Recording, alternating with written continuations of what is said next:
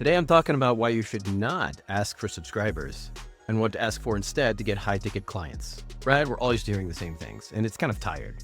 Smash that subscribe button. Don't forget to subscribe. Join the family. Hit the bell so you never miss a video. It's the YouTube call to action we've all been conditioned to use. It feels like the entire goal of YouTube is to get more subscribers. Like, that's the scoreboard. Like, that's how you win, right? And I get it, I really do. Like, when you're starting out, that subscriber count feels like validation. It feels like proof that you're doing something right.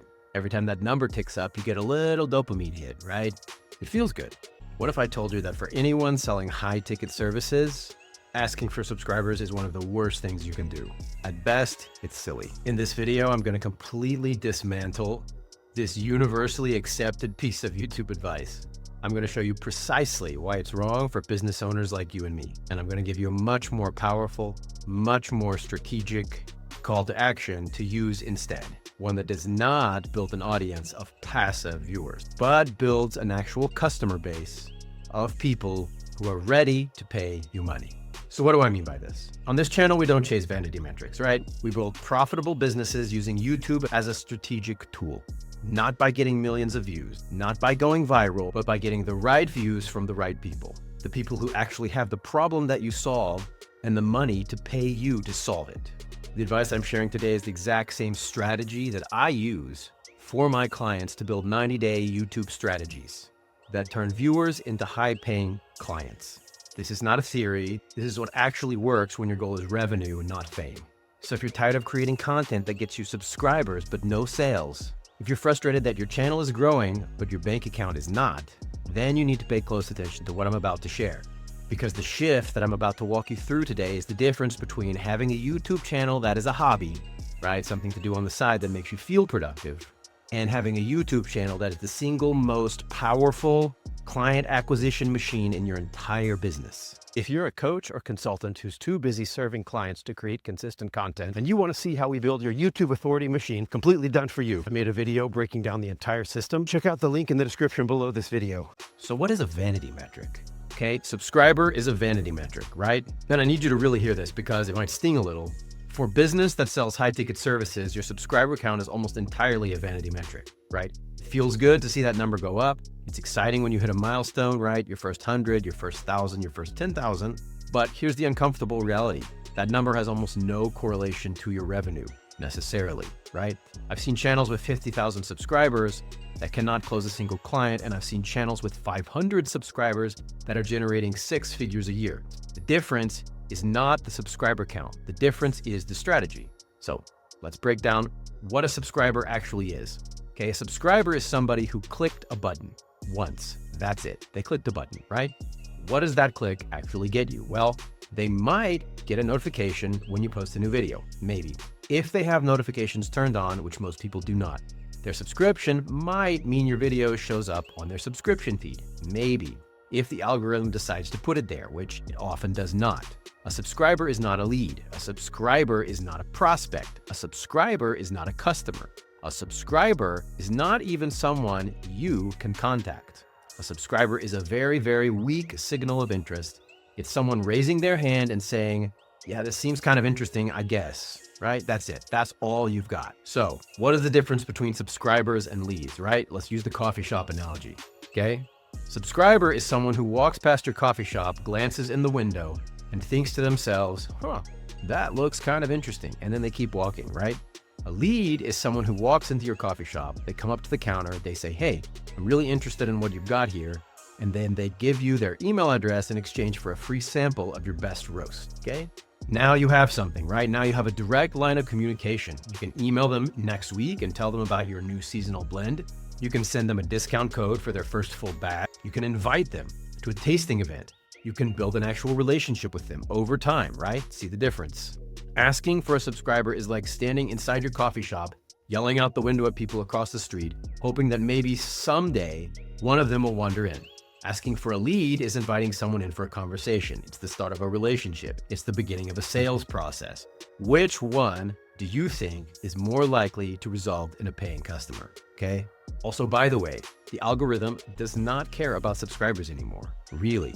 This is really important to understand, right? Years ago, back in the early days of YouTube, your subscription feed was one of the primary ways you discovered new videos from creators you followed, right? You'd subscribe to a channel, then you'd go to your subscriptions tab and you'd see all the new videos from the people you subscribed to. And that was the main discovery mechanism. That's not how YouTube works anymore, right? Not even close. So today, the vast majority of views on YouTube come from two places, right? The homepage through what YouTube calls browse features and suggested videos. Those recommendations show up on the right side of the screen or after a video ends. The subscription feed is almost an afterthought, right? Most viewers don't even look at it. They just go to the homepage and watch whatever YouTube recommends to them. So what does the algorithm actually care about, right? What determines whether your video gets recommended? Watch time, audience retention, click-through rate, session duration. The algorithm cares about whether you are providing a good experience for the viewer right now, in this moment. It cares about whether people click on your video, whether they watch it all the way through, and whether they keep watching more videos after yours, right? It does not care how many subscribers you have. It cares about engagement. So when you spend the most valuable estate in your video, your call to action, asking for a low impact, low engagement metric like a subscription, you're wasting massive opportunity. You're wasting an opportunity to give the algorithm what it really wants, which is more watch time, and you're wasting an opportunity to move that viewer into your actual sales funnel. Okay, the opportunity cost of a bad CTA, right? Let me put this in even starker terms. Every video you create has a moment of maximum attention, right? There's a point in the video, like usually somewhere between the 30 to 50% mark, where the viewer is most engaged, most trusting, and most likely to take action. This is the golden moment for your call to action. You get one shot, one chance to ask them to do something. If you use that moment to ask for a subscription, you're asking for something that has almost no value for your business. You're asking for a weak signal of interest that you can't even follow up on, right? But if you use that moment to ask for something strategic, right? Something that moves them into your world, onto your email list, into your ecosystem, right? Then you're building an actual asset. You're building a list of people you can contact directly, nurture over time, and eventually convert into paying clients, right? The opportunity cost of asking for a subscription is enormous. Every time you say, don't forget to subscribe, right? You're leaving money on the table. You're choosing a vanity metric over a business metric, and that's a choice you're making, whether you realize it or not. Okay, there are different strategic CTAs that we can use, right?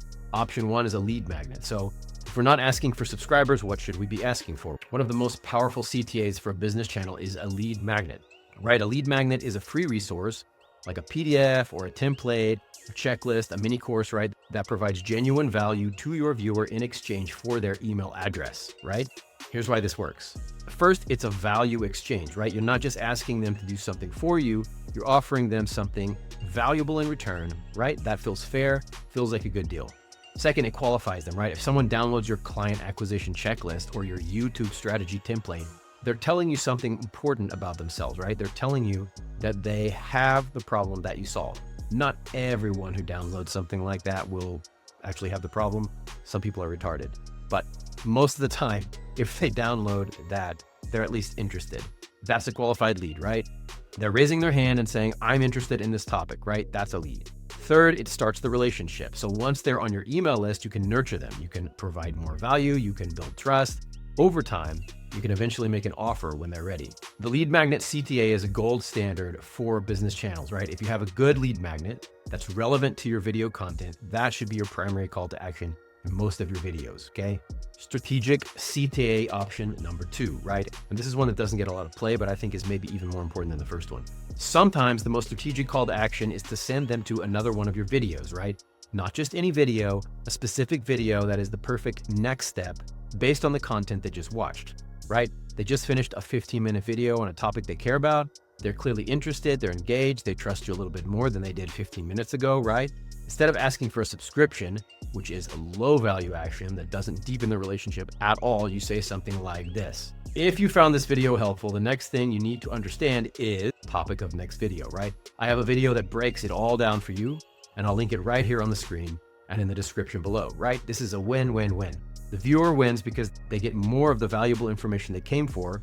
They don't have to go searching for it. You're serving it up on a silver platter, right? You win because you get more watch time on your channel. More watch time signals to the YouTube algorithm that you're a channel worth promoting. It increases your session duration, which is one of the most important metrics for channel growth. And your business wins because every additional video they watch deepens their trust in you. It moves them further down the path from stranger to fan to client, right? The next video CTA is incredibly powerful and almost nobody uses it strategically. Okay, when to use which CTA, right? Here's my simple framework. If you have a lead magnet that is directly relevant to the video topic, right? Something that would be the perfect next step for someone who just watched this content, then your CTA should be the lead magnet, right? That's the highest value action because it moves them to owned land. If you do not have a relevant lead magnet for this particular video, or if you're trying to build up watch time on your channel, or simply just move them down the funnel, right? Then your CTA should be the next logical video. Send them deeper into your content ecosystem. What you should almost never do is ask for a subscription as your primary CTA. It's just not strategic and it doesn't move the needle for your business at all. Now, can you mention subscribing at the very end of your video after your main CTA? Sure, right? That's fine. You want to put a little animation in your video where that comes up and says click, subscribe, whatever, but it should never be your primary ask. It should never be the thing you spend your golden CTA moment on. And I'm going to practice what I preach right now in this video, okay? So the next logical question you should be asking yourself is, okay, I get it, but how do I actually create content that provides that level of value? How do I make videos that position me as an authority and make clients want to work with me, right? How do I stand out in a crowded market? So my call to action for you is you need to know what your competitors are doing on YouTube, where they're succeeding, where they're failing, and where the gaps are that you exploit. So the next video I want you to watch is my deep dive on why your competitors are beating you and how to fix it, right? It's the perfect next step after this video. It takes everything you just learned and shows you how to apply it in a competitive market, all right? The link to that video is in this description. If you have any questions about the content in this video, or if something didn't quite make sense to you, please post any of those questions down below as a comment and I'll get back to you on those. Otherwise, I will see you in the next video, which is linked below this video in the description.